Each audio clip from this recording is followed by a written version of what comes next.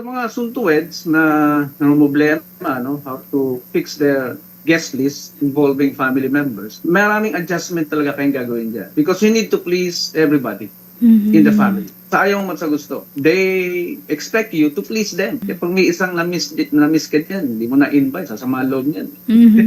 Lalo masakit nito kapag senior ang involved, matanda na, or lalo na kung parents natin yung involved, talagang sasama loob niyan. And he will carry it all throughout his or her lifetime. Magiging regrets yun, magiging sumbat yun, all the time na makakausap ka. Kasi nag-store na family event yun Merong mga couples din kami na na-witness na ini-invite kahit na may other family na yung parents nila. Andun sa wedding. Hindi nga lang magkatabi sa upuan, hindi nga lang. Yes, they are civil to each other, yes, they greet, they smile, they nod. The important thing for them is they were there on your big day, on your very special day. They were not neglected, they will not refuse, they will always be happy.